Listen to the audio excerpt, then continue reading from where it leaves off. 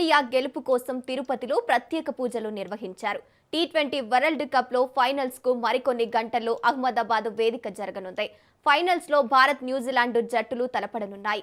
ఈ క్లైమాక్స్ లో భారత్ ఘన విజయం సాధించాలని ఆకాంక్షిస్తూ క్రికెట్ క్రీడాభిమానులు టీమిండియాకి ఆల్ ద బెస్ట్ చెబుతూ తిరుపతిలో పలు ఆలయాల్లో పూజలు చేసి మొక్కులు చెల్లించుకుంటున్నారు.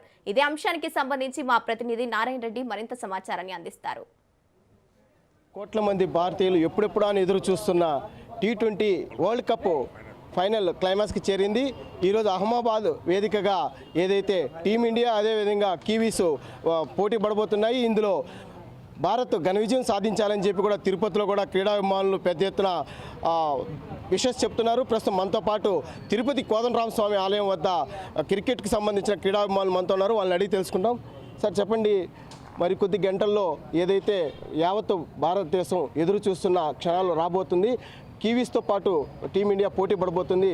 ఇందులో అంటే ఒక అడుగు దూరంలో విజయం కోసం ఈ యొక్క పోటీ జరగబోతుంది. దీంట్లో భారత్ ఏ విధంగా రాణిస్తుందని మీరు అనుకుంటున్నారు? ఖచ్చితంగా ఒక అద్భుతమైనటువంటి పోరాట పటిమతో తీన్మార్ అంటూ మూడో కప్పుని ముచ్చటగా మూడోసారి టీ20 వరల్డ్ కప్ను అందుకోబోతోంది భారత్. ఏదైతే గత ప్రపంచ కప్ అందించినటువంటి Rohit Sharma history defeat history repeat అనే స్లోగన్తో అదే ఉత్సాహంతో మొత్తం క్రీడాకారులందరూ కూడా మన భారత జట్టు అంతా కూడా ముందుకు సాగిపోతోంది. ఖచ్చితమైనటువంటి బ్యాటింగ్ బౌలింగ్ ఫీల్డింగ్ ఈ ఫైనల్ కాబట్టి ఖచ్చితంగా ఏమాత్రం పొరపాట్లు లేకుండా ఒక అద్భుతమైనటువంటి పోరాటం. ఇది చివరి ప్రయత్నం కాబట్టి దీంట్లో ప్రతి ఒక్కరూ 100% వారి యొక్క పర్ఫార్మెన్స్ను చూపిస్తారు. ఖచ్చితంగా మనం న్యూజిలాండ్ పైన ఆధిపత్యంలోనే ఉన్నాం. ఎందుకంటే వరల్డ్ కప్కు ముందు న్యూజిలాండ్ జట్టు ఏదైతే ఉందో 4-1 తేడాతో టీ20 సిరీస్ చిత్తుగా ఓడిపోయింది. కాబట్టి వాళ్ళకి ఆ భయం అనేది ఉంటుంది. ఖచ్చితంగా మనకు ఆత్మవిశ్వాసం అనేది ఉంటుంది. మనం గత మ్యాచ్లో చేసినటువంటి స్కోర్ ఏదైతే 250 ఇంగ్లాండ్ మీద అంత భారీగా కొట్టగలిగామో అని అంటే మన బ్యాటింగ్ లైనప్ ఎంత స్ట్రాంగ్గా ఉందో కనపడుతూ ఉంది.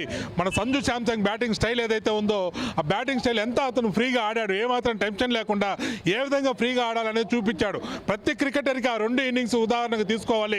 అతను సంజు శాంసన్ బాడీ లాంగ్వేజ్ని అతను అప్రోచ్ అయినటువంటి విధానంగా ప్రతి బ్యాట్స్మెన్ చూస్తే మనకు 200 కాదు 300 కొట్టినా కూడా ఆశ్చర్యం లేదు. ఈరోజు ప్రతి ఒక్కరు ఆ విధంగా ఫ్రీగా ఆడితే. కానీ ఫస్ట్ బ్యాటింగ్ వస్తే ఖచ్చితంగా 200+ మనం కొట్టగలుగుతాం. అదే కానీ ఫస్ట్ బౌలింగ్ వస్తే 160 నుంచి 180 లోపల న్యూజిలాండ్ మనం కట్టడి చేయగలుగుతాం.